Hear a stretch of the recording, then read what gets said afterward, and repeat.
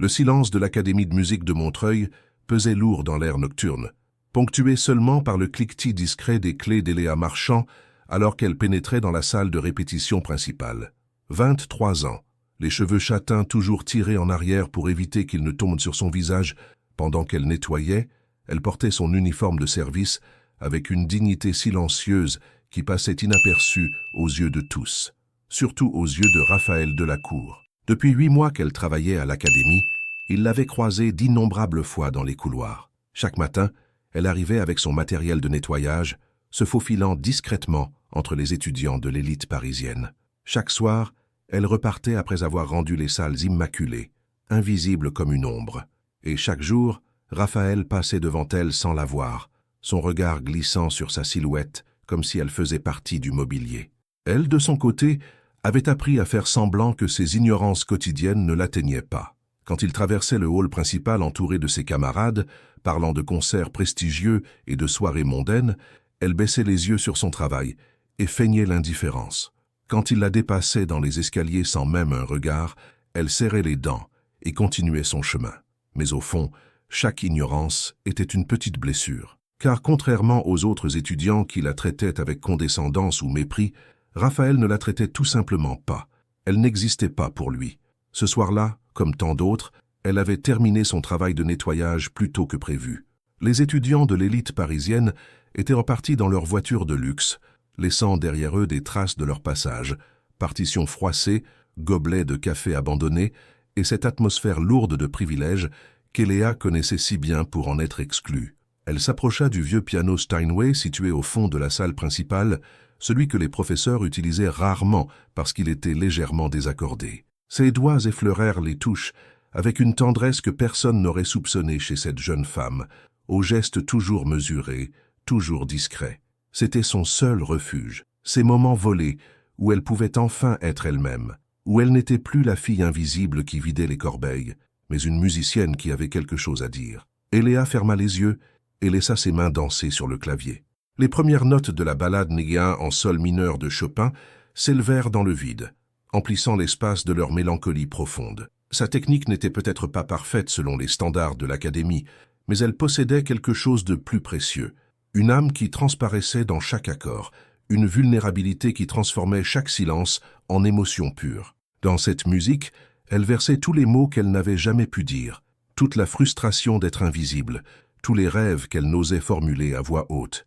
Chaque note portait le poids de sa solitude, mais aussi la beauté farouche de son espoir. Elle ne savait pas qu'à travers la vitre de la porte, quelqu'un l'observait pour la première fois. Raphaël Delacour était resté plus tard que d'habitude ce soir-là, retenu par une répétition privée avec son professeur particulier. À 27 ans, il était déjà considéré comme l'un des pianistes les plus prometteurs de sa génération, héritier d'une lignée aristocratique qui comptait 3 générations de musiciens renommés. Ses cheveux noirs parfaitement coiffés, son port altier et ses costumes toujours impeccables faisaient de lui l'incarnation même de l'excellence que prônait l'Académie. Il connaissait cette fille de vue, bien sûr, la petite employée de ménage qui s'affairait toujours en silence.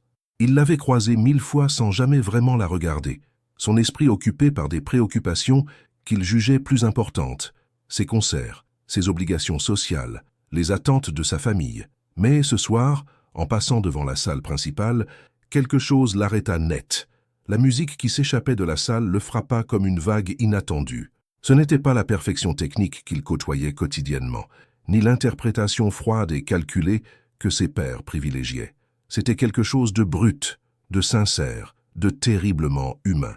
Il poussa doucement la porte et entra, ses pas feutrés sur le parquet ciré. Pour la première fois, il la regarda vraiment. Cette fille qu'il ignorait depuis des mois était en train de transformer une simple mélodie en confession intime. Ses yeux étaient fermés, son corps se balançait légèrement au rythme de la musique, et pour la première fois depuis des années, Raphaël eut l'impression de voir quelqu'un vraiment vivre la musique. Quelque chose se brisa en lui. Toutes ses certitudes, tous ses préjugés sur qui méritait d'être vu ou entendu, s'effondrèrent en quelques mesures. Comment avait-il pu passer à côté de ça? Comment avait-il pu ignorer une telle force, une telle beauté? Quand les dernières notes s'éteignirent, le silence retomba comme un voile. Eléa rouvrit les yeux et se figea en découvrant la silhouette élégante qui se tenait près de l'entrée. Son cœur se mit à battre plus vite, non pas d'admiration comme tant d'autres étudiantes, mais d'embarras pur mêlé d'incrédulité. Raphaël Delacour la regardait. Pour la première fois en 8 mois, il la voyait vraiment. « Je suis désolé, bégaya-t-elle en se levant précipitamment. Je ne savais pas que quelqu'un était encore là. Je vais partir immédiatement. » Mais Raphaël ne bougea pas. Ses yeux gris, habituellement si froids et distants quand ils croisaient les siens dans les couloirs, la fixaient avec une intensité nouvelle. Pour la première fois de sa vie, il ne trouvait pas les mots. Cette fille qu'il avait ignorée pendant des mois, cette silhouette qu'il n'avait jamais vraiment remarquée, venait de révéler un talent qui le bouleversait. « Continuez, » dit-il finalement, sa voix plus douce qu'elle ne l'avait jamais été. « S'il vous plaît. » Eléa le regarda interdite. Elle connaissait sa réputation. Brillant, inaccessible, arrogant selon certains. Et surtout, elle connaissait son indifférence totale à son égard. Jamais il ne s'était adressé à elle directement, et voilà qu'il lui demandait de jouer pour lui. « Je ne suis pas étudiante ici, » murmura-t-elle, ses joues s'empourprant. « Peu importe qui vous êtes, » répondit Raphaël en s'approchant lentement. « Ce qui compte, c'est ce que vous venez de faire avec cette musique. Comment vous appelez-vous » Il devait le savoir. Après 8 mois à l'ignorer, il devait au moins connaître son nom. Eléa. Eléa Marchand. Il répéta son prénom mentalement, comme pour rattraper tous ces mois où il aurait dû le connaître. Quelque chose venait de se fissurer dans le mur qu'il avait construit autour de lui, et cette fissure portait le nom d'Eléa Marchand. Dehors, les premiers grondements d'un orage d'automne commençaient à résonner, annonçant une nuit qui changerait leurs vies à jamais. Pour la première fois, Raphaël Delacour voyait vraiment Eléa Marchand, et il ne pourrait plus jamais l'ignorer. La pluie commença à frapper les grandes fenêtres de l'académie avec une violence inattendue. Eléa et Raphaël se retrouvèrent face à face dans cette salle de musique où le temps semblait suspendu, l'orage grondant au-dessus d'eux comme un présage. « Vous devriez partir avant que ça empire », dit Eléa en rassemblant nerveusement ses affaires. Elle évitait son regard, troublée par la façon dont il l'avait regardée pendant qu'elle jouait, comme si elle était devenue visible pour la première fois. Raphaël s'approcha du piano et effleura les touches que ses doigts venaient d'abandonner. « Et vous? Comment comptez-vous rentrer chez vous ?»« Le métro de Montreuil fonctionne même par temps d'orage, » répondit-elle avec une pointe d'ironie, rappelant subtilement la distance qui les séparait. Lui qui possédait sans doute une voiture avec chauffeur ne connaissait probablement pas les réalités du transport public. Un éclair illumina soudain la salle, suivi d'un coup de tonnerre si proche qu'ils sursautèrent tous les deux. La pluie redoubla d'intensité, martelant les vitres comme des milliers de doigts impatients. « Je ne pense pas que quiconque sorte ce soir, » murmura Raphaël en regardant par la fenêtre. Les rues de Montreuil avaient déjà commencé à se transformer en rivières improvisées. Eléa sentit son estomac se nouer. Être bloquée ici, seule avec lui, n'était pas dans ses plans. Elle qui avait toujours vécu dans l'ombre, qui avait appris à se rendre invisible, se retrouvait maintenant sous le regard intense de l'homme le plus admiré de l'académie. « Vous jouez depuis longtemps ?» demanda-t-il soudain, brisant le silence tendu. « Depuis que j'ai 6 ans. Ma mère était femme de ménage dans une école de musique. Le directeur me laissait toucher le piano après les cours, quand les vrais élèves étaient repartis. » Sa voix portait une mélancolie qu'elle n'avait pas l'habitude de partager.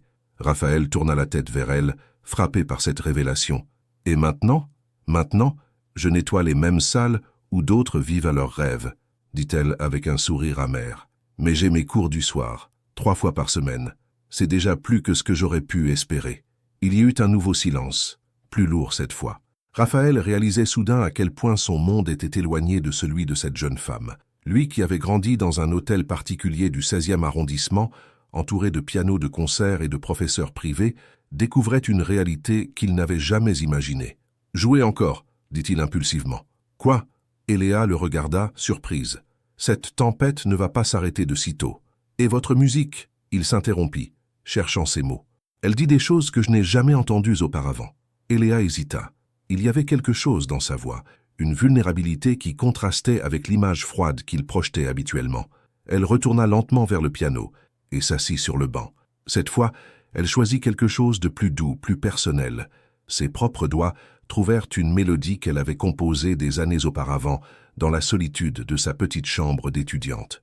Les notes s'élevèrent, fragiles et sincères, parlant de tous les rêves qu'elle avait dû apprendre à murmurer pour ne pas les briser. Raphaël ferma les yeux et se laissa porter par cette musique qui semblait raconter une histoire de résilience et d'espoir silencieux. Quand il les rouvrit, Eléa avait cessé de jouer et le regardait avec une intensité nouvelle. Comment faites-vous ça » demanda-t-il en s'approchant lentement. « Quoi » Mettre tant d'émotions dans chaque note. « Moi, je joue parfaitement, techniquement, mais vous vivez la musique. » Eléa descendit du banc, troublée par la sincérité qu'elle percevait dans sa voix. « Peut-être parce que je n'ai rien d'autre. La musique, c'est tout ce que j'ai. Moi, j'ai tout. » Et pourtant, il s'arrêta près d'elle, si proche qu'elle pouvait voir la lutte qui se jouait dans ses yeux gris. « J'ai l'impression de n'avoir rien du tout. » Un nouvel éclair illumina la salle, et dans cette lumière blanche, Eléa vit quelque chose qu'elle n'avait jamais imaginé chez Raphaël Delacour, une profonde solitude, un vide que tous ses privilèges n'arrivaient pas à combler. Sans réfléchir, elle tendit la main vers la fenêtre ruisselante. « Vous entendez ça? La pluie? Non, la musique qu'elle fait. Chaque goutte a son rythme, sa mélodie. » Elle tourna vers lui, un visage transfiguré. « Quand j'étais petite, je sortais danser sous la pluie quand ma mère travaillait tard. C'était ma façon de jouer avec l'orchestre de la nature. » Raphaël la regarda, fasciné par cette révélation. « Vous dansiez sous la pluie? C'était ma liberté, mon moment à moi. » Elle sourit tristement. « Je suppose que ça paraît puéril. »« Non, » dit-il avec une conviction qui la surprit. « Ça paraît vivant. » Un coup de tonnerre plus violent secoua les murs de l'académie. Et soudain, Raphaël prit une décision qui allait à l'encontre de tout ce qu'on lui avait enseigné sur la prudence et les convenances. « Montrez-moi, » dit-il en se dirigeant vers la porte. « Quoi » Eléa le regarda incrédule. « Montrez-moi comment on danse avec la pluie. Mais nous allons être trempés. Vous allez ruiner votre costume. » Raphaël s'arrêta, la main sur la poignée de la porte. Pour la première fois de sa vie, il se fichait complètement de son apparence, de ce que les autres pourraient en penser, des règles qu'on lui avait inculquées depuis l'enfance. « Je m'en fiche, » dit-il simplement. Il ouvrit la porte qui donnait sur la petite cour intérieure de l'académie. La pluie s'engouffra immédiatement, accompagnée par le parfum de la terre mouillée et l'électricité de l'orage. Eléa le regardait, bouche bée. Cet homme qu'elle avait toujours vu impeccable, distant, intouchable, était prêt à sortir sous la tempête juste pour partager un moment avec elle. « Venez !» dit-il en lui tendant la main.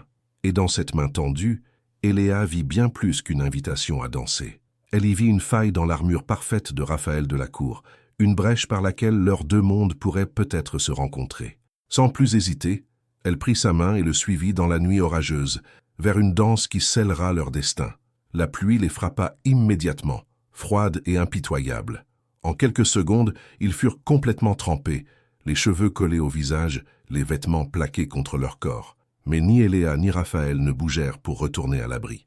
Dans la petite cour pavée de l'académie, sous l'éclairage vacillant des réverbères, ils se tenaient face à face, leurs mains toujours entrelacées.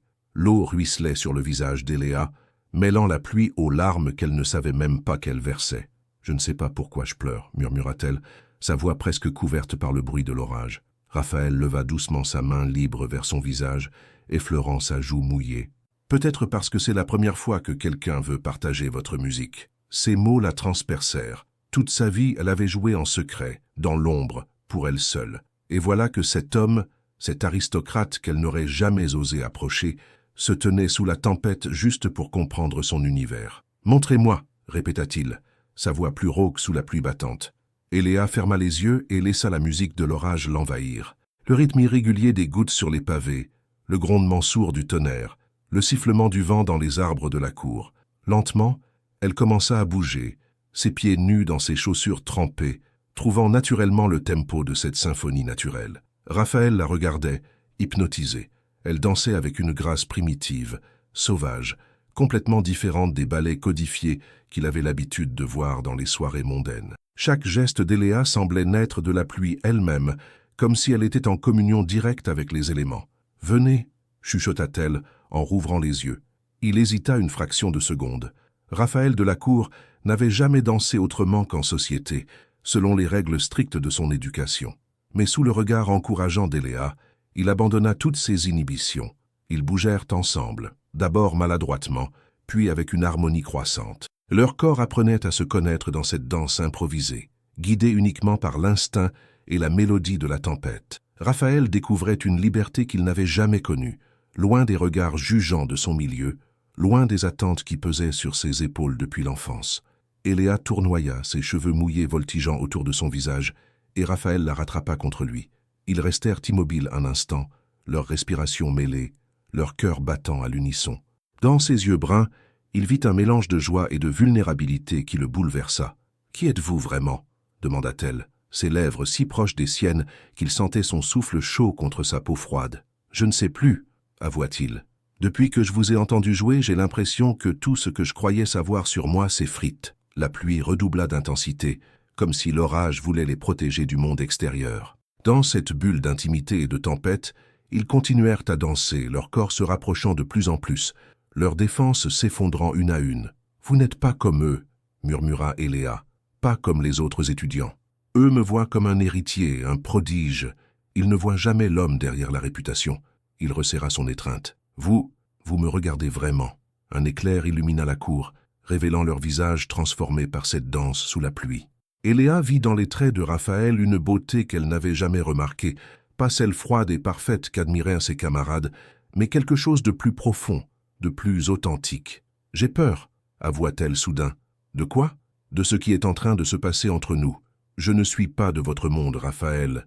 Demain, quand cette pluie aura cessé, vous redeviendrez le brillant de la cour, et moi, je redeviendrai invisible. » Il s'arrêta de danser et prit son visage entre ses mains mouillées. « Regardez-moi, Eléa, regardez-moi vraiment. » Elle plongea ses yeux dans les siens, et ce qu'elle y lut la fit trembler. Ce n'était plus le regard distant qu'elle connaissait, mais quelque chose de brûlant, d'intense, de dangereusement sincère. « Vous ne pourrez plus jamais être invisible pour moi, » dit-il avec une conviction qui la fit frissonner. « Plus jamais. » À cet instant, ils franchirent tous les deux une ligne invisible. Cette danse sous la pluie n'était plus un simple moment d'émotion partagée, mais l'acte fondateur d'un lien qui allait bouleverser leur vie. Quand ils s'embrassèrent enfin, ce fut avec la passion de deux âmes qui venèrent de se reconnaître. La pluie coulait sur leurs visages unis, bénissant cette union improbable entre deux mondes que tout séparait. Mais au moment où leurs lèvres se joignaient, Raphaël sentit un poids familier s'abattre sur sa poitrine. L'image de Camille Fournier, de leurs fiançailles arrangées, de tout ce qu'il n'avait jamais eu le courage de refuser, vint ternir la pureté de cet instant. Il savait qu'il devait lui dire. Il savait qu'il était en train de s'engager sur un chemin semé d'embûches. Mais sous cette pluie, dans les bras d'Eléa, il choisit le mensonge par omission. Demain, il trouverait les mots. Demain, il affronterait la vérité. Cette nuit appartenait à leur danse, à leur premier baiser, à la naissance d'un amour aussi pur que dangereux. Quand ils rentrèrent enfin dans l'académie, trempés et transformés, ils ne savaient pas encore que cette danse sous la pluie les avait unis pour le meilleur et pour le pire, que ce moment de grâce absolue deviendrait bientôt le souvenir le plus douloureux et le plus précieux de leur existence. Car l'amour, quand il naît dans l'interdit, porte en lui les germes de sa propre destruction. 3 semaines avaient repassé depuis cette nuit sous la pluie, et l'académie semblait différente aux yeux d'Eléa. Chaque couloir portait maintenant l'écho de leur rencontre secrète, chaque salle de répétition gardait la trace de leurs mains entrelacées, quand personne ne regardait. Raphaël avait trouvé 1000 excuses pour rester tard. Une partition à réviser, un concert à préparer, des entretiens avec les professeurs. Mais en réalité, il attendait qu'Eléa termine son travail de nettoyage pour voler quelques heures précieuses en sa compagnie. Ce soir-là, elle le trouva assis au piano de la salle 12, jouant machinalement une sonate de Mozart. Mais ses doigts tremblaient légèrement sur les touches, et son regard semblait perdu dans des pensées qu'elle ne parvenait pas à déchiffrer. « Vous paraissez troublé, » dit-elle, en s'approchant doucement. Il sursauta, comme si elle l'avait tiré d'un cauchemar éveillé. « Eléa, je ne vous avais pas entendu entrer. » Elle posa sa main sur son épaule, sentant la tension qui contractait ses muscles. « Qu'est-ce qui vous préoccupe ?» Raphaël ferma le clavier du piano et se tourna vers elle. Dans ses yeux gris, elle lut une détresse qu'elle ne lui connaissait pas. « Ma famille t'organise un dîner la semaine prochaine. Un événement important, paraît-il. Et cela vous angoisse ?» Il se leva brusquement et se dirigea vers la fenêtre, lui tournant le dos. « Vous ne comprenez pas, Eléa. Mon monde, mes obligations, tout est déjà tracé pour moi depuis ma naissance. » Elle s'approcha de lui, posant doucement sa main sur son bras. « Alors, tracez votre propre chemin. »« Ce n'est pas si simple, » murmura-t-il, sa voix chargée d'une amertume qu'elle ne lui avait jamais entendue. « Il y a des engagements, des promesses qui ont été prises en mon nom avant même que je sois en âge de comprendre. » Eléa sentit un frisson d'inquiétude la parcourir. « Quel genre d'engagement ?» Raphaël se figea. C'était le moment de tout lui dire, de lui parler de Camille, du mariage arrangé, de cette prison dorée dans laquelle il étouffait depuis des années. Mais quand il se retourna et vit le visage confiant d'Eléa, ses yeux brillants d'amour naissant, Les mots se bloquèrent dans sa gorge. Des obligations professionnelles, mentit-il, détestant chaque syllabe qui franchissait ses lèvres. Des contrats de concert, des engagements avec des mécènes. Le soulagement qui passa sur le visage d'Eléa lui brisa le cœur. J'ai cru un instant que... Non, c'est stupide. Qu'avez-vous cru? Elle rougit légèrement. J'ai pensé que vous parliez d'une femme, une fiancée peut-être. Le mensonge était là, entre eux, comme une lame effilée. Raphaël aurait dû saisir cette perche qu'elle lui tendait, avouer la vérité, affronter sa colère plutôt que de la laisser s'enfoncer plus profondément dans cette relation vouée à la souffrance. Mais il était lâche, terriblement lâche. « Il n'y a personne d'autre que vous », dit-il en la prenant dans ses bras. Et techniquement, ce n'était pas faux. Camille n'était qu'un arrangement, un contrat social. Elle n'était pas quelqu'un dans son cœur. Mais cette nuance, il le savait, ne rendrait pas la trahison moins douloureuse quand la vérité éclaterait. « Je vous aime, Eléa », murmura-t-il contre ses cheveux, et ces mots-là, au moins, étaient d'une sincérité absolue. « Moi aussi », répondit-elle en se blottissant contre lui. « Mais j'ai parfois l'impression que vous me cachez quelque chose. Ces derniers jours, vous semblez si distant.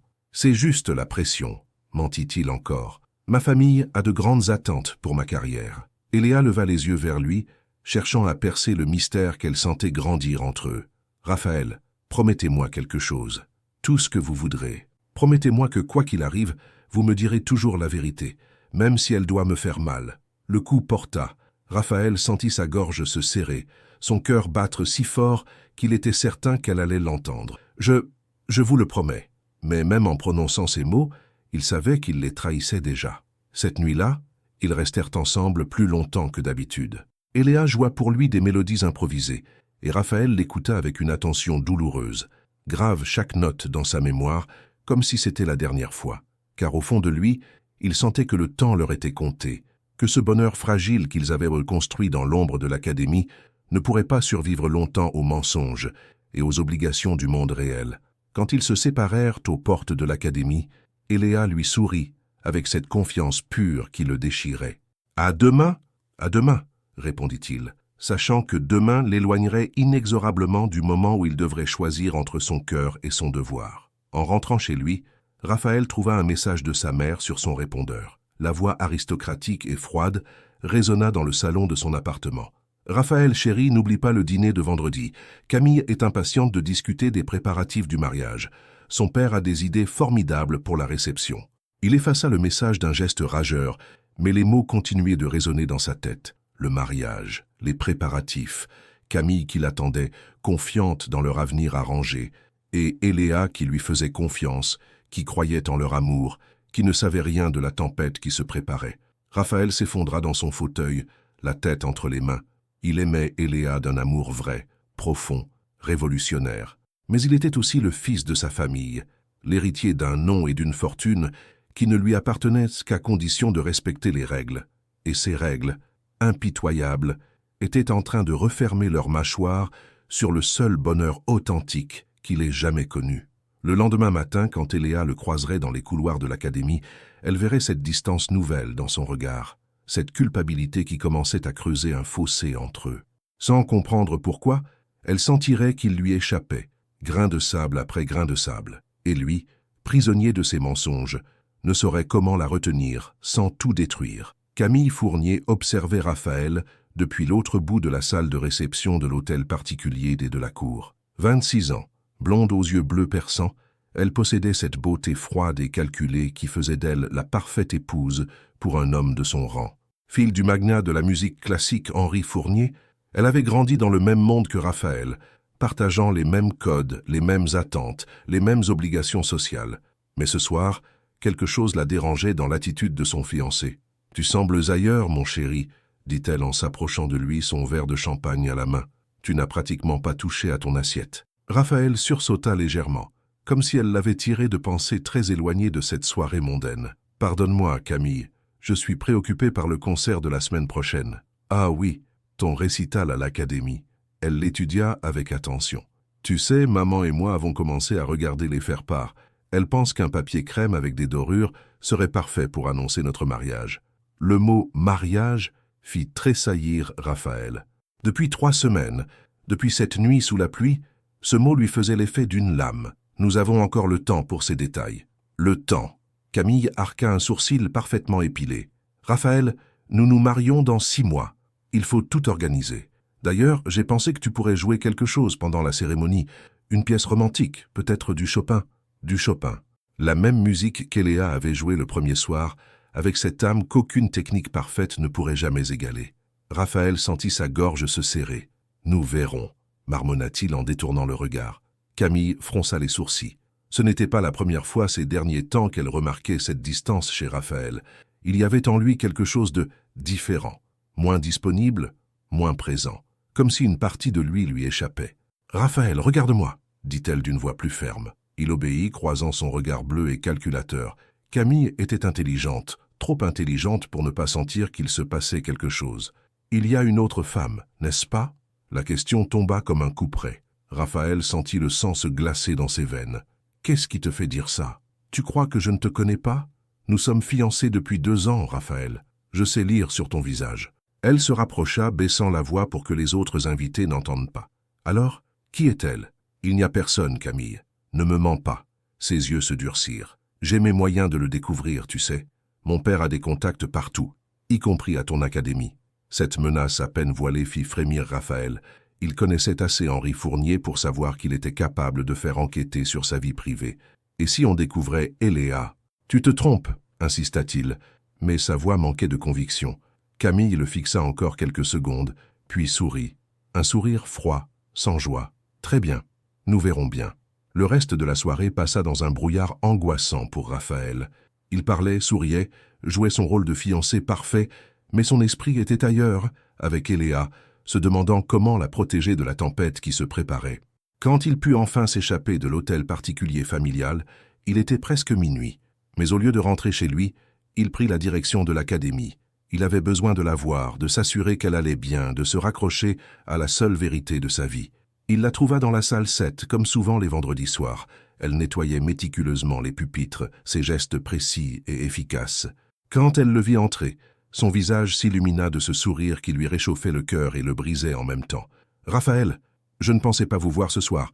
N'aviez-vous pas un dîner familial? »« Si, mais... » Il s'approcha d'elle, inhala discrètement le parfum léger de jasmin qu'elle portait toujours. « J'avais besoin de vous voir. » Elle posa son chiffon et se tourna vers lui, remarquant immédiatement la tension qui crispait ses traits. « Que s'est-il passé?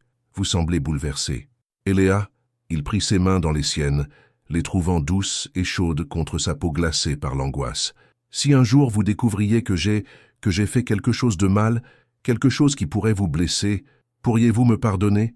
Elle le regarda surprise par cette question inattendue. « Qu'est-ce que vous voulez dire? Répondez-moi, s'il vous plaît. Cela dépendrait de ce que vous avez fait, » dit-elle lentement. « Mais Raphaël, pourquoi me demandez-vous ça? Qu'est-ce qui vous arrive ?» Il ne répondit pas, se contentant de l'attirer contre lui, la serrant si fort qu'elle sentit son cœur battre contre sa poitrine. Il y avait quelque chose de désespéré dans cette étreinte, comme s'il voulait la graver à jamais dans sa mémoire. « Vous me faites peur, » murmura-t-elle contre son épaule. « Pardonnez-moi, » chuchota-t-il, « pour tout. » Cette nuit-là, ils restèrent ensemble jusqu'à l'aube, parlant peu, se contentant d'être dans les bras l'un de l'autre. Eléa sentait que quelque chose était en train de changer, que leur bulle de bonheur secret commençait à se fissurer, mais elle ne pouvait pas imaginer à quel point. Le lendemain matin, Camille Fournier passa 3 coups de téléphone. Le premier à un détective privé qu'elle avait déjà utilisé pour des affaires familiales. Le second à son père pour lui demander de faire jouer ses relations à l'Académie de Montreuil. Le troisième à sa meilleure amie journaliste, spécialisée dans les potins de la haute société. « Je veux tout savoir sur les fréquentations de Raphaël ces derniers temps, » dit-elle d'une voix glaciale. « Absolument tout, car Camille Fournier n'était pas femme à partager, et si une petite bourgeoise pensait pouvoir lui voler son fiancé, elle allait rapidement déchanter. » Pendant ce temps, à l'académie, Eléa commençait sa journée de cours sans savoir que des yeux invisibles l'observèrent déjà, que des questions étaient posées sur son compte, que sa vie privée était en train d'être disséquée par des gens qui ne la connaissaient même pas. L'étau se resserrait autour de leur amour secret, et bientôt, très bientôt, il exploserait en 1000 morceaux. 3 jours après ses coups de téléphone, Camille Fournier reçut son premier rapport. Elle était assise dans le salon de thé du Bristol, feuilletant négligemment un magazine de mode, quand un homme discret en costume gris s'approcha de sa table. « Mademoiselle Fournier ?» Il glissa une enveloppe Kraft sous son magazine. Comme convenu, Camille attendit qu'il s'éloigne avant d'ouvrir l'enveloppe. À l'intérieur, Des photos noires et blancs prises avec un téléobjectif. Raphaël sortant de l'académie de Montreuil tard le soir. Raphaël en compagnie d'une jeune femme brune qu'elle ne reconnaissait pas. Raphaël tenant cette même femme dans ses bras dans la cour de l'académie. Son visage se durcit. Elle étudia chaque cliché avec l'attention d'un stratège militaire, gravant dans sa mémoire les traits de cette rivale inattendue. Jeune, jolie d'une beauté naturelle qui contrastait avec sa propre sophistication calculée, et visiblement très proche de son fiancé. Eléa Marchand, 23 ans, lut-elle sur la fiche d'accompagnement. Employée de nettoyage à l'Académie de musique de Montreuil, étudiante boursière en cours du soir, orpheline de père, mère décédée il y a 2 ans. Aucune fortune personnelle, locataire d'un studio de 20 mètres carrés dans le 19e arrondissement. Camille sourit froidement. Une petite bourgeoise sans le sou qui jouait avec le feu. Elle ne savait visiblement pas à qui elle s'attaquait. Son téléphone vibra. Un message de son contact à l'académie. Confirme relation suivie depuis plusieurs semaines. Ils se retrouvent le soir après les cours. Très discret, mais plusieurs témoins. Camille rangea soigneusement les photos dans son sac Hermès et quitta le salon de thé. Elle avait maintenant toutes les cartes en main. Il était temps de jouer. Ce soir-là, à l'académie, Eléa terminait son travail dans un état d'inquiétude croissant. Depuis 3 jours, elle sentait des regards pesants sur elle, comme si quelqu'un l'observait. Plusieurs fois, elle avait eu l'impression d'être suivie en sortant de l'académie, mais chaque fois qu'elle se retournait, les rues étaient vides. « Tu deviens paranoïaque », se marmonna-t-elle en rangeant son matériel de nettoyage. Mais au fond d'elle, elle savait que quelque chose avait changé. Raphaël aussi semblait de plus en plus tendu, distrait, comme s'il portait un poids qu'il ne pouvait partager avec elle. Elle le trouva dans la salle 12, assis devant le piano, mais ses mains restaient immobiles sur ses genoux. Il fixait les touches comme si elles contenaient les réponses à toutes ses questions. « Raphaël ?» Elle s'approcha doucement. « Vous n'allez pas jouer ?» Il leva les yeux vers elle, et elle fut frappée par la détresse qu'elle y lut. « Je n'arrive plus à jouer, Eléa. »« Plus depuis quoi ?»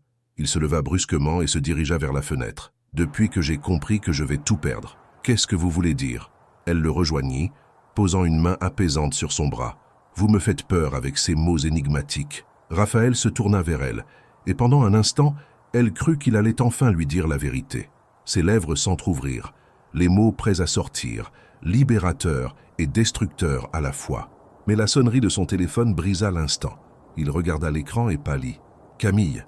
Qui est Camille ?» demanda Eléa, surprise par sa réaction. « Une connaissance de la famille », mentit-il en décrochant. « Allô ? Bonsoir, chérie. » La voix de Camille était mielleuse, dangereusement douce. « J'espère que je ne te dérange pas. »« Non, je répétais. « Seul ?» Le piège.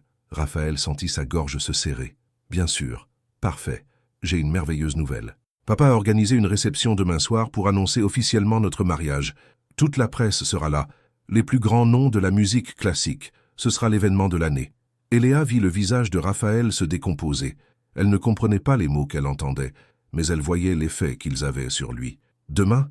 Mais Camille, nous n'avions pas convenu de... »« Oh, tu sais, papa, quand il a une idée... » Elle marqua une pause calculée. « D'ailleurs, j'ai hâte de te voir. J'ai quelque chose d'important à te montrer. Quelque chose qui concerne notre avenir. » Raphaël ferma les yeux. Il connaissait assez Camille pour comprendre la menace sous-jacente. « Très bien. À quelle heure ? » 19 heures au Georges V, tenue de soirée, bien sûr. Et Raphaël ? Oui, assure-toi d'être disponible. Entièrement disponible. Elle raccrocha, laissant Raphaël face à Eléa, qui le regardait avec une inquiétude grandissante. « Raphaël, qu'est-ce qui se passe ? Vous êtes blanc comme un linge. » Ils ne pouvaient plus fuir, plus mentir, plus protéger leur bulle fragile de la réalité qui venait de la rattraper avec la violence d'un ouragan. « Eléa, il faut que je vous dise quelque chose. » Sa voix était à peine un murmure. « Quelque chose que j'aurais dû vous dire dès le premier jour. »« Quoi ?» Elle sentit son cœur commencer à battre plus vite, pressentant le désastre. « Je suis... » Il déglutit péniblement. « Je suis fiancé. » Le monde d'Eléa s'effondra en une phrase. Elle le regarda, cherchant dans ses yeux un signe que c'était une mauvaise plaisanterie, que les mots qu'elle venait d'entendre n'étaient pas réels. « Fiancé ?» répéta-t-elle d'une voix blanche. « Depuis 2 ans. C'est un arrangement entre nos familles. Je n'ai jamais voulu ce mariage, Eléa. Jamais. Mais vous ne me l'avez jamais dit. » Sa voix montait, chargée d'une douleur brute. « Pendant toutes ces semaines, vous m'avez laissé croire que... Je sais que c'est impardonnable. Impardonnable. » Elle recula d'un pas comme s'il l'avait frappée. « Vous m'avez menti. Pendant des semaines, vous m'avez menti. Je ne voulais pas vous faire mal. Me faire mal. Elle éclata d'un rire hystérique. Vous croyez que me laisser tomber amoureuse de vous, en sachant que vous apparteniez à une autre, c'était me protéger?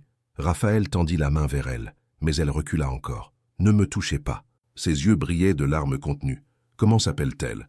Eléa? Comment s'appelle votre fiancée? Camille. Camille Fournier. Camille Fournier. Elle répéta le nom comme si elle goûtait un poison. Et demain soir, vous allez annoncer votre mariage à toute la presse. Je ne veux pas de ce mariage. Je veux rompre ces fiançailles. Mais vous ne l'avez pas fait. Sa voix était maintenant d'un calme terrifiant. En 2 ans, vous ne l'avez pas fait. Et vous ne le ferez pas. Si, maintenant que je vous ai trouvé, je vais tout arrêter. Non, Raphaël. Elle ramassa son sac, ses gestes précis malgré la tempête qui faisait rage en elle. Vous n'êtes qu'un lâche. Et moi, je ne suis qu'une idiote qui a cru au mensonge d'un homme qui n'a jamais eu le courage de ses sentiments. Eléa attendait, mais elle était déjà partie, laissant derrière elle l'écho de ses pas dans le couloir vide et le cœur brisé d'un homme qui venait de perdre la seule chose qui comptait vraiment dans sa vie. Demain, il devrait sourire devant les photographes et annoncer son mariage avec Camille. Mais ce soir, assis seul dans cette salle de musique où il avait découvert l'amour, Raphaël Delacour pleurait pour la première fois depuis l'enfance. Le Georges V scintillait de 1000 feux ce soir-là. Les lustres de cristal projetaient leurs reflets dorés sur l'assemblée de l'élite parisienne, créant une atmosphère de luxe et de raffinement qui aurait dû être parfaite pour annoncer un mariage. Les plus grands noms de la musique classique s'étaient déplacés. Les journalistes culturels mitraillaient de leurs appareils photos et le champagne coulait à flots dans les coupes de cristal. Raphaël se tenait debout près de l'estrade improvisée, sanglé dans son smoking noir, le visage figé dans un masque de politesse mondaine, mais ses yeux étaient vides, son sourire artificiel, et ses mains tremblaient imperceptiblement chaque fois qu'il portait sa coupe à ses lèvres. Camille rayonnait à ses côtés, resplendissante dans une robe de soie bleue qui mettait en valeur ses yeux perçants.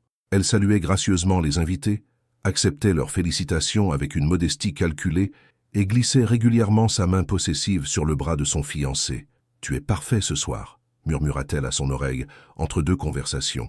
Exactement comme je l'espérais. Raphaël ne répondit pas. Depuis la veille, depuis qu'Eléa avait disparu de sa vie en emportant avec elle tous ses espoirs, il évoluait comme un automate.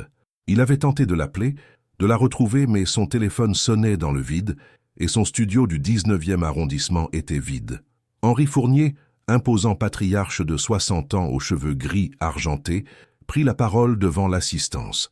Sa voix grave résonna dans le salon feutré de l'hôtel particulier qu'il avait loué pour l'occasion. « Mes chers amis, c'est avec une immense joie que je vous annonce aujourd'hui les fiançailles officielles de ma fille Camille, avec le brillant pianiste Raphaël Delacour. » Les applaudissements crépitèrent. Raphaël sentit le poids de tous ces regards sur lui, l'attente de ces gens qui voyaient en cette union l'alliance parfaite entre 2 dynasties musicales. Il était prisonnier de leur approbation, enchaîné par leur sourire bienveillant. « Le mariage aura lieu dans 4 mois, continua Henri Fournier, et je suis certain que cette union donnera naissance à de merveilleux projets artistiques. » Camille se pencha vers Raphaël. « Souris, chérie, les photographes nous regardent. » Il obéit mécaniquement, mais son sourire ne parvint pas à atteindre ses yeux. Dans la foule, il reconnut plusieurs de ses professeurs de l'académie, des critiques musicaux influents, des mécènes fortunés. Tous semblaient enchantés par cette nouvelle qui scellait son destin. « Et maintenant, » annonça Henri Fournier avec un sourire triomphant, « je propose que notre futur gendre nous offre un petit récital pour célébrer cette merveilleuse nouvelle. » L'assistance applaudit avec enthousiasme. Un piano à queue avait été installé spécialement pour l'occasion dans un coin du salon. Raphaël sentit son estomac se nouer. Il n'avait pas touché un piano depuis la veille, depuis qu'il avait tout avoué à Eléa. « Vas-y, mon amour », l'encouragea Camille, en le poussant doucement vers l'instrument. « Joue-nous quelque chose de romantique. » Raphaël s'installa devant le clavier, ses doigts effleurant les touches familières. Autour de lui, le silence s'installa, chargé d'attente. Il ferma les yeux et tenta de trouver en lui cette connexion magique avec la musique qui avait toujours été sa force, mais il ne trouva que le vide. Ses doigts commencèrent à jouer machinalement une sonate de Mozart, techniquement parfaite, mais dénuée de toute émotion. C'était de la musique froide, calculée, exactement ce que son public attendait de lui.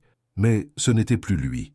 Pendant qu'il jouait, ses pensées dérivèrent vers Eléa, vers la façon dont elle touchait ce même instrument avec une âme que lui semblait avoir perdue. vers la sincérité brute de ses interprétations qui lui avaient révélé ce qui manquait à sa propre musique. Une fausse note claqua dans le silence, puis une autre. Raphaël s'arrêta net, ses mains retombant lourdement sur ses genoux.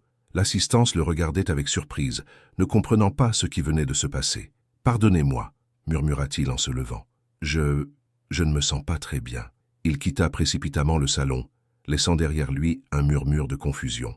Camille le rattrapa dans le couloir de marbre, son visage parfaitement maquillé, crispé par l'agacement. « Qu'est-ce qui te prend » siffla-t-elle entre ses dents. « Tu es en train de nous ridiculiser.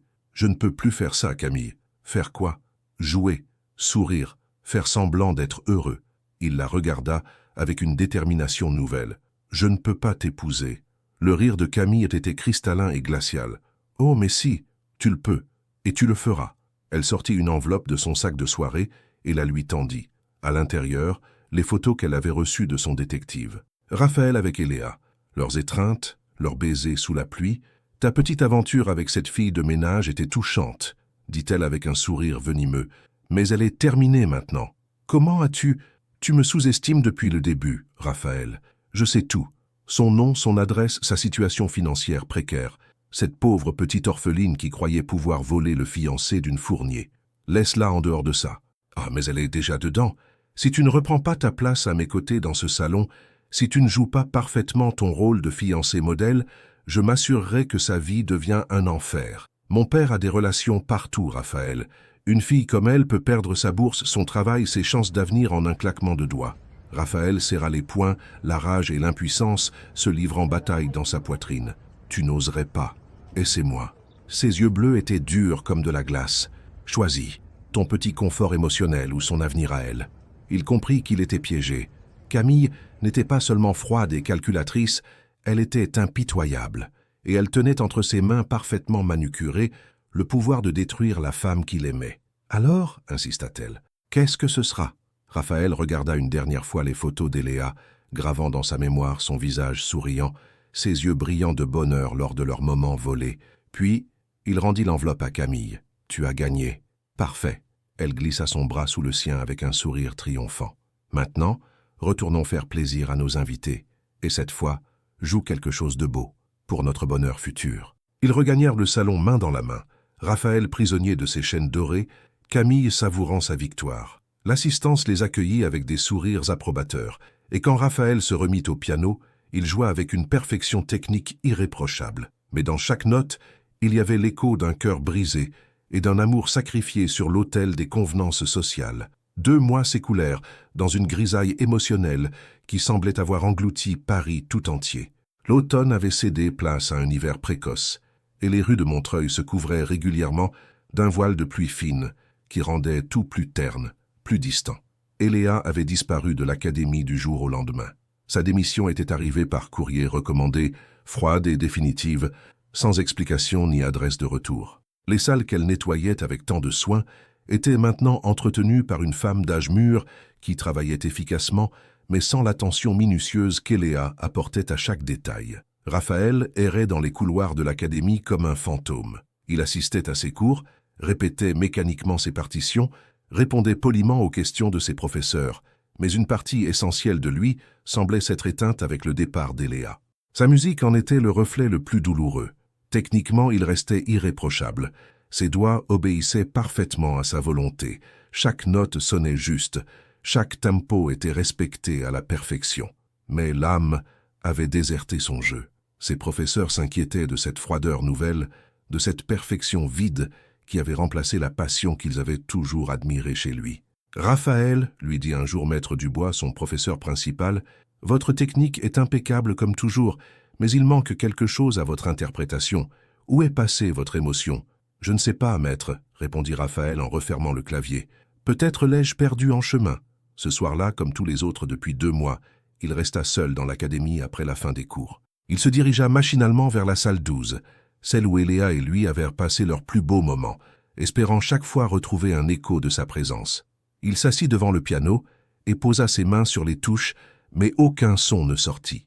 Comment jouer quand on avait l'impression d'avoir perdu la moitié de son âme? Comment retrouver cette connexion magique avec la musique quand la personne qui la lui avait révélée avait disparu? Ses pensées furent interrompues par des pas dans le Couloir. Il leva la tête, et pendant une fraction de seconde, son cœur s'emballa à l'idée qu'Eléa puisse être revenue. Mais c'était Camille qui apparut dans l'encadrement de la porte, élégante dans son manteau de cachemire noir. « Tu es là, dit-elle en entrant. Ta mère m'a dit que je te trouverais ici. Que veux-tu, Camille ? Te parler des derniers préparatifs. Le mariage a lieu dans 2 mois, et il reste 1000 détails à régler. » Elle s'approcha de lui, remarquant son air absent. « Tu as encore cette tête d'enterrement. Il faut que ça cesse, Raphaël. Je joue mon rôle comme convenu. » « Ton rôle ?» Elle eut un rire cassant. « Tu traînes ta mélancolie partout comme un boulet. Les gens commencent à jaser. Ils se demandent pourquoi le futur marié a l'air si peu enthousiaste. » Raphaël se leva du piano et lui fit face. « Parce que ce mariage est une mascarade, Camille. Nous le savons tous les deux. Peut-être, mais c'est notre mascarade, et nous la jouerons jusqu'au bout. » Son regard se durcit. « D'ailleurs, j'ai quelque chose qui devrait t'intéresser. » Elle sortit son téléphone et lui montra l'écran. Une photo récente d'Eléa, prise de loin, dans ce qui semblait être une petite salle de concert modeste. « Tu l'as fait suivre ?» La voix de Raphaël était chargée d'une colère sourde. « Surveiller, disons.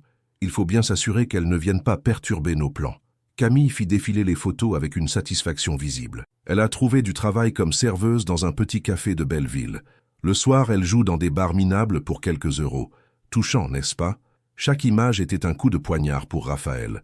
Voir Eléa dans ces lieux modestes, loin de ses rêves, loin de la musique qu'elle méritait de jouer sur les plus grandes scènes, lui était insupportable. « Elle a l'air différente », murmura-t-il malgré lui, plus maigre, plus triste, mais elle survit. Camille rangea son téléphone. « Et elle survivra tant qu'elle restera loin de toi. Je ne comprends pas ton acharnement. Tu as gagné, Camille. J'épouse. Que veux-tu de plus ? Ton entière dévotion. » Elle s'approcha de lui, posant une main possessive sur sa poitrine. « Je veux que tu oublies cette fille. Je veux que tu arrêtes de la chercher du regard dans chaque foule, que tu cesses de sursauter chaque fois qu'un téléphone sonne. Je veux que tu sois entièrement mien. C'est impossible. » « Rien n'est impossible avec un peu de temps et de discipline. » Son sourire était glacial. « D'ailleurs, j'ai pris quelques mesures pour t'aider dans ce processus d'oubli. » Raphaël sentit un frisson d'inquiétude le parcourir. « Quelle mesure ? » « Mon père a des contacts dans tous les conservatoires de France. Un mot de lui, et cette chère Eléa ne pourra plus jamais auditionner nulle part. Ses rêves musicaux peuvent s'arrêter définitivement. Tu n'as pas le droit. J'ai tous les droits. Je suis ta fiancée. » Elle recula d'un pas, savourant son pouvoir. « Mais je suis généreuse.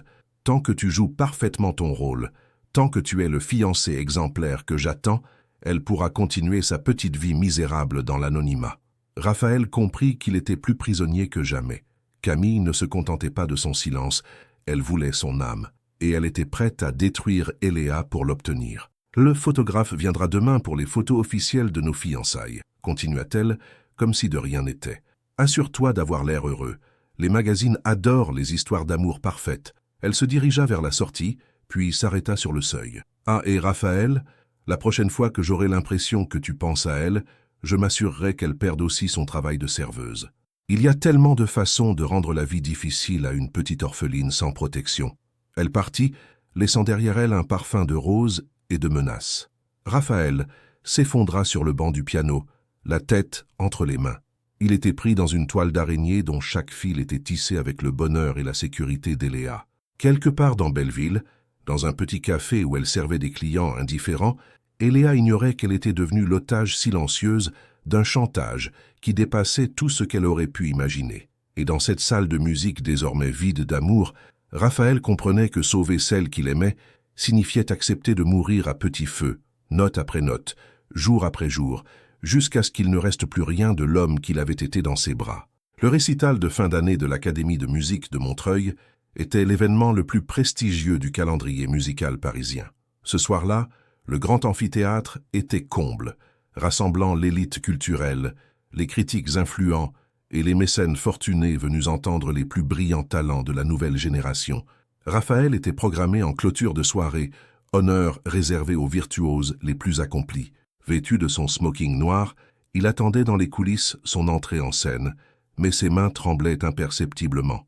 Pour la première fois de sa carrière, il avait peur de monter sur scène. Nerveux, Camille apparut à ses côtés, resplendissante dans une robe de soie rouge qui attirait tous les regards. Elle portait à son annulaire la bague de fiançailles que la famille Delacour lui avait offerte. un diamant de 5 carats serti dans un écrin de platine. Un peu, avoua-t-il sans la regarder. Tu vas être magnifique. Tu l'es toujours. Elle ajusta sa cravate avec des gestes possessifs. D'ailleurs, j'ai invité tous les journalistes culturels. Ils sont impatients d'entendre le futur mari de Camille Fournier. Le présentateur annonça son nom et les applaudissements résonnèrent dans l'amphithéâtre. Raphaël prit une profonde inspiration et s'avança vers le piano à queue qui trônait au centre de la scène, baigné par la lumière dorée des projecteurs. Il s'installa devant le clavier, ajusta la hauteur du banc selon son rituel habituel et leva les yeux vers le public. Dans la pénombre de la salle, il distinguait les visages attentifs de l'aristocratie parisienne, tous tournés vers lui dans l'expectative. Il était censé jouer la sonate numéro 14 de Beethoven, une pièce qu'il maîtrisait à la perfection et qui correspondait parfaitement à l'image de pianiste romantique que Camille voulait projeter pour leur couple. Ses doigts effleurèrent les premières touches et les premières mesures s'élevèrent dans le silence religieux de l'amphithéâtre. Techniquement, c'était irréprochable. Chaque note sonnait juste, chaque nuance était respectée, chaque tempo parfaitement maîtrisé. Mais au bout de quelques minutes, quelque chose se brisa en lui. Il pensait à Eléa, à la façon dont elle touchait ce même instrument avec une sincérité qui lui avait révélé ce qui manquait à sa propre musique, à cette nuit sous la pluie où ils avaient dansé comme si le monde leur appartenait, à tous ces mensonges qu'il avait acceptés, à cette cage dorée dans laquelle il s'était enfermé pour la protéger. Ses doigts ralentirent, puis s'arrêtèrent complètement. Le silence tomba sur l'amphithéâtre comme une chape de plomb. Le public désorienté attendait qu'il reprenne. Mais Raphaël restait immobile, les mains posées sur ses genoux, le regard perdu dans le vide. Dans les coulisses, Camille sentit la panique la gagner. « Qu'est-ce qu'il fait » murmura-t-elle à son père. Sur scène, Raphaël leva lentement les yeux vers le public. Quand il reprit la parole, sa voix porta clairement dans le micro-cravate qu'il portait. « Mesdames et messieurs, dit-il d'une voix qui tremblait légèrement, je me rends compte que je ne peux plus jouer cette musique. » Un murmure de confusion parcourut l'assistance. Dans la loge d'honneur, les parents de Raphaël échangèrent des regards inquiets. « Pendant des années, j'ai joué pour vous impressionner, pour répondre à vos attentes, pour maintenir une image qui n'était pas la mienne. » Sa voix se raffermit. « Mais la vraie musique, la musique qui vient du cœur, je l'ai découverte grâce à quelqu'un qui m'a appris que la technique sans l'âme n'est qu'un exercice vide. » Camille commença à avancer vers la scène, mais son père la retint fermement par le bras. « Cette personne m'a montré ce que signifiait vraiment jouer avec passion, et en la perdant, j'ai perdu ma capacité à faire vivre la musique. » Raphaël se leva du banc et se tourna entièrement vers le public. « Je ne peux plus prétendre être le pianiste que vous voulez voir. Je ne peux plus vivre dans le mensonge. » Il quitta la scène sous les murmures stupéfaits de l'assistance, laissant derrière lui un piano silencieux et une salle en état de choc. Dans les coulisses, Camille l'attendait, le visage déformé par la rage. « Tu es devenu fou, » siffla-t-elle. « Tu viens de ruiner ta carrière, notre réputation. »« Tant mieux, » répondit Raphaël avec un calme qui la désarçonna. « Je préfère n'avoir aucune carrière plutôt qu'une carrière basée sur le mensonge. Et notre mariage? Et nos familles? Il n'y aura pas de mariage, Camille. » Il retira la chevalière familiale qu'il portait depuis l'enfance et la lui tendit. « Je romps nos fiançailles. Tu ne peux pas faire ça. Mon père va détruire cette petite pute qui t'a monté la tête. » Pour la première fois depuis des mois, Raphaël sourit, un sourire libérateur, presque sauvage. « Dis à ton père qu'il peut essayer, mais maintenant que j'ai retrouvé ma voix, je n'ai plus peur de me battre. » Il se dirigea vers la sortie des artistes, ignorant les appels hystériques de Camille et les regards ébahis du personnel de l'académie. Pour la première fois depuis des mois, il respirait librement. Dehors, une pluie fine commençait à tomber, exactement comme cette nuit où tout avait commencé. Raphaël leva le visage vers le ciel gris et sentit chaque goutte comme une bénédiction. Il avait tout perdu, sa carrière planifiée, sa réputation, sa sécurité financière, l'approbation de sa famille. Mais il avait retrouvé quelque chose de plus précieux, sa liberté et sa capacité à choisir. Maintenant, il devait retrouver Eléa. Peu importait où elle était, peu importait le temps que cela prendrait. Il allait la chercher, non plus en tant que Raphaël de la Cour, l'héritier privilégié, mais en tant qu'homme qui avait enfin eu le courage de ses sentiments. La pluie redoubla d'intensité et Raphaël commença à marcher dans les rues de Paris, ses pas résonnant sur le pavé mouillé comme une mélodie de liberté retrouvée. Quelque part dans cette ville, Eléa existait, respirait, peut-être pensait encore à lui. Et cette fois, quand il la retrouverait, il n'aurait plus rien à cacher, plus rien à sacrifier, juste la vérité nue de son amour et la promesse qu'il ne la laisserait plus jamais partir. Son téléphone vibra dans sa poche. Un message de sa mère. « Raphaël, rentre immédiatement. Il faut qu'on parle. » Il éteignit l'appareil et continua de marcher sous la pluie, libre enfin d'écrire sa propre histoire. 6 mois s'étaient écoulés depuis cette nuit mémorable à l'Académie. 6 mois pendant lesquels Raphaël avait tout reconstruit à partir de rien. Après avoir rompu avec son ancien monde, il avait dû apprendre à vivre sans les privilèges auxquels il était habitué, à gagner sa vie en donnant des cours particuliers dans de petits conservatoires de banlieue. Sa famille l'avait renié, Camille et son père avaient tenté de le faire blacklister des grandes institutions musicales parisiennes, mais Raphaël avait découvert que la vraie musique n'avait pas besoin de palais dorés pour exister. Elle vivait aussi dans les petites salles poussiéreuses où des enfants touchaient un piano pour la première fois, dans les centres culturels de quartier où la passion comptait plus que le pédigré. Et surtout, il l'avait cherché. Pendant des mois, il avait arpenté Paris et s'était renseigné discrètement auprès des propriétaires de petits bars, des organisateurs de concerts modestes. Mais Eléa semblait avoir disparu de la circulation musicale parisienne. Ce soir-là, une pluie fine tombait sur Belleville quand Raphaël aperçut l'affiche collée sur la vitrine d'un petit café associatif. Concert bénéfice pour les orphelins de Paris. Entrée libre, pianiste, Marchand. Son cœur s'arrêta de battre. Marchand. Ce ne pouvait être qu'elle. Le café était modeste, ses murs ornés de photos en noir et blanc d'artistes inconnus, ses tables dépareillées occupées par une clientèle éclectique, étudiants, artistes de rue, travailleurs du quartier venus se réchauffer.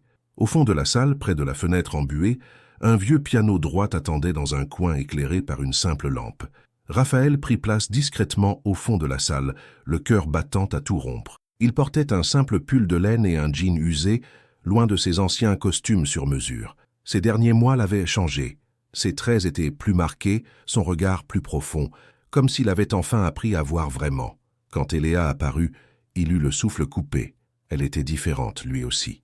Plus mince qu'avant, ses cheveux châtains étaient maintenant coupés au carré, encadrant un visage où la douleur avait creusé de nouvelles lignes, mais aussi révélé une force qu'il ne lui connaissait pas. Elle portait une simple robe noire et un cardigan beige, mais elle rayonnait d'une dignité tranquille qui la rendait plus belle que jamais. Elle s'installa au piano sans remarquer sa présence, adressa un sourire timide au petit public qui l'applaudissait chaleureusement, puis posa ses mains sur les touches. Les premières notes s'élevèrent, et Raphaël reconnut immédiatement la mélodie qu'elle avait composée cette nuit-là dans la salle de l'Académie. Mais quelque chose avait changé dans son interprétation. La tristesse était toujours là, mais mêlée à une acceptation sereine, à une paix qu'elle semblait avoir trouvée après la tempête. Elle jouait pour ces gens simples, avec la même passion qu'elle avait mise jadis dans leurs moments volés. Sa musique racontait une histoire de perte et de reconstruction, de rêves brisés qui avaient appris à repousser sous une forme différente. Quand les dernières notes s'éteignirent, l'assistance applaudit avec une sincérité qui n'avait rien à voir avec la politesse mondaine des salons parisiens. Eléa sourit, inclina légèrement la tête, et c'est à ce moment qu'elle le vit. Leurs regards se croisèrent à travers la petite salle enfumée, et le monde s'arrêta autour d'eux. Dans ses yeux bruns, Raphaël lut de la surprise, de la douleur, mais aussi quelque chose d'autre qu'il n'osait interpréter. Eléa se leva lentement du piano, excusa auprès des organisateurs et se dirigea vers la sortie. Raphaël la suivit, son cœur battant si fort qu'il était certain qu'elle allait l'entendre. Dehors, la pluie avait redoublé d'intensité. Eléa s'arrêta sous un réverbère, ses épaules secouées par des sanglots silencieux qu'elle tentait de contenir. « Eléa » murmura-t-il, en s'approchant doucement. Elle se retourna, et les larmes qu'elle retenait depuis des mois se mirent à couler librement sur ses joues. « Que faites-vous ici ? Je vous cherche depuis 6 mois. Pourquoi ?» Sa voix était brisée, chargée de toute la souffrance qu'elle avait endurée. « Vous êtes mariée maintenant. J'ai lu les journaux, j'ai vu les photos de votre mariage avec Camille Fournier. Il n'y a pas eu de mariage, Eléa. J'ai tout rompu. » Elle le regarda, incrédule. « Vous mentez. » « Non. » Il s'approcha encore, ignorant la pluie qui trempait ses vêtements. « J'ai rompu nos fiançailles publiquement. J'ai perdu ma famille, ma réputation, ma carrière. Mais j'ai retrouvé quelque chose de plus important. Quoi ? Moi-même. Et la certitude que je ne peux pas vivre sans vous. » Eléa secoua la tête, reculant d'un pas. « Vous arrivez trop tard, Raphaël. J'ai appris à vivre sans vous. J'ai appris à être heureuse autrement. Et pourtant, vous jouez encore notre mélodie. » Ces mots la frappèrent comme une gifle. « C'est cruel de me dire ça. » « Non, c'est la vérité. » Il tendit la main vers elle comme il l'avait fait cette nuit-là, sous cette même pluie, dans la cour de l'académie. Dansez avec moi, Eléa. Ici, maintenant, sous la pluie, comme la première fois. Sans mensonge, sans secret, sans autre promesse que celle de ce moment. Elle regarda cette main tendue, cette invitation qui résonnait avec tous leurs souvenirs. La pluie coulait sur leurs visages, mêlant leurs larmes à l'eau du ciel. « Je vous ai tellement haï, murmura-t-elle. Je sais. J'ai voulu vous oublier. Je sais. Et pourtant, sa voix se brisa. Pourtant, pas un jour ne s'est passé sans que je pense à vous. Lentement, très lentement, elle prit sa main. Et comme cette nuit mémorable, ils commencèrent à se mouvoir sous la pluie, leur corps retrouvant naturellement le rythme de leur première danse. Mais cette fois, c'était différent, plus douloureux et plus beau à la fois, car ils dansaient, maintenant, avec la connaissance de ce qu'ils avaient perdu, de ce qu'ils avaient souffert, de ce qu'ils avaient appris sur eux-mêmes dans la séparation. « Pouvez-vous me pardonner ?» murmura-t-il contre ses cheveux mouillés. « Pouvez-vous me promettre que plus jamais vous ne me mentirez? Plus jamais. Que plus jamais vous ne choisirez votre confort contre notre amour? Plus jamais. » Ils s'embrassèrent sous cette pluie qui avait été témoin de leur premier amour et qui bénissait maintenant leur réconciliation. Autour d'eux, Paris continuait de vivre, indifférent à ce miracle silencieux qui se jouait dans une rue de Belleville. Quand ils se séparèrent, Eléa sourit à travers ses larmes. « Vous savez que nous n'avons plus rien, n'est-ce pas? Plus de privilèges, plus de sécurité. »« Nous avons, » répondit Raphaël en caressant son visage mouillé. « Et cette fois, c'est pour toujours. » Ils rentrèrent main dans la main dans le petit café, où les derniers clients les accueillirent avec des sourires complices. Eléa se remit au piano, et pour la première fois depuis des mois, Raphaël chanta, pas avec sa voix, mais avec son cœur qui avait enfin retrouvé sa mélodie. Dans la musique qu'ils créaient ensemble, il y avait toute leur histoire, la douleur, la séparation, mais aussi la joie immense de s'être retrouvés, plus forts, plus vrais, plus libres que jamais. Le petit conservatoire de musique de Belleville vibrait de mélodies joyeuses en cette fin d'après-midi de printemps. Les rayons du soleil filtraient à travers les grandes fenêtres, illuminant les visages concentrés d'une dizaine d'enfants, assis devant leur pupitre, leurs petites mains hésitantes apprivoisant les touches du piano. « N'oubliez pas, la musique vient du cœur avant tout, » disait Eléa en s'approchant de Léonie, une fillette de 8 ans qui butait sur un passage difficile. « Peu importe si ce n'est pas parfait. Ce qui compte, c'est ce que vous ressentez. » Dans le fond de la salle, Raphaël observait sa femme avec un sourire attendri. 2 ans avaient passé depuis leur réconciliation sous la pluie, et chaque jour lui apportait une nouvelle raison de l'admirer. Eléa avait transformé ce petit conservatoire de quartier en un véritable havre musical, où les enfants des familles modestes pouvaient découvrir leur passion pour la musique. « Monsieur Raphaël » l'appela Thomas, un garçon de 10 ans, aux yeux pétillants. « Vous nous jouez quelque chose ?»« Avec plaisir », répondit-il en s'installant au piano principal. Ses doigts trouvèrent naturellement les notes de la mélodie qu'Eléa avait composée autrefois, celle qui avait marqué leur premier véritable échange. Mais maintenant, il y ajoutait ses propres variations, créant avec elle une harmonie parfaite qui racontait leur histoire d'amour à 4 mains. Les enfants écoutaient, fascinés, inconscients qu'ils assistaient à quelque chose de magique, l'amour rendu audible. Quand la mélodie se termina, des applaudissements enthousiastes résonnèrent dans la petite salle. Eléa s'approcha de Raphaël et déposa un baiser tendre sur sa tempe. « Toujours aussi parfait, » murmura-t-elle. « Seulement avec vous, » répondit-il en entremêlant leurs doigts. Leur alliance simple, en or blanc, brillait doucement à la lumière du soleil couchant. Ils s'étaient mariés 6 mois plus tôt, dans une cérémonie intime au cœur de Belleville, entourés seulement de leurs vrais amis, les habitants du quartier qui les avaient adoptés, les collègues du conservatoire, les enfants qu'ils enseignaient. La famille de la cour avait fini par se réconcilier avec Raphaël, impressionnée malgré elle par son bonheur évident et sa nouvelle sérénité. Même Camille, remariée quelques mois plus tôt avec un chef d'orchestre réputé, avait envoyé un mot de félicitation laconique mais sincère. « Les enfants, il est temps de ranger », annonça Eléa en consultant l'horloge murale. Pendant que les petits élèves remettaient soigneusement leurs partitions en place, Eléa et Raphaël préparèrent la salle pour le cours d'adultes du soir. Leur conservatoire était devenu un lieu de vie où se mélangeaient les générations, où la musique créait des liens au-delà des différences sociales. « Au fait, » dit Eléa en fermant le couvercle d'un piano, « j'ai reçu un appel aujourd'hui, le directeur de l'Académie de Montreuil. » Raphaël leva la tête, surpris. « Vraiment, que voulait-il ? » « Il nous propose de donner une masterclass là-bas le mois prochain. Il paraît que notre réputation commence à dépasser les frontières de Belleville. » Un silence émotionnel s'installa entre eux. Retournés à l'académie, là où tout avait commencé, là où ils s'étaient aimés et perdus avant de se retrouver. « Qu'est-ce que vous en pensez ?» demanda Eléa.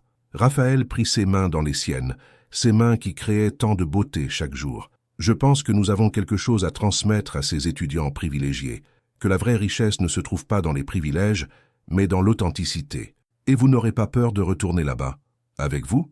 Jamais. » Il sourit. « D'ailleurs, j'ai hâte de voir leur tête quand ils découvriront que l'ancien prodige de l'académie enseigne maintenant dans un conservatoire de banlieue. » Eléa éclata de rire, ce rire cristallin qui était devenu la plus belle mélodie du quotidien de Raphaël. Dehors, le ciel se teintait de nuances dorées. Ils fermèrent le conservatoire et prirent le chemin de leur petit appartement, à quelques rues de là.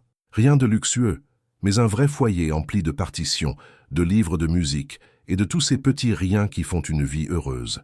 En passant devant la place où ils s'étaient réconciliés, Eléa s'arrêta et leva le visage vers le ciel. « Il va pleuvoir », dit-elle en humant l'air. « Parfait », répondit Raphaël en l'attirant contre lui. « J'adore danser sous la pluie avec ma femme.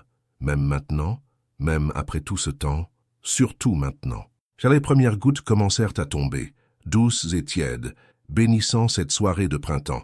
Et comme ils l'avaient fait tant de fois, Eléa et Raphaël se mirent à danser au milieu de la rue, sous les regards attendris des passants qui les connaissaient maintenant, comme le couple qui danse sous la pluie.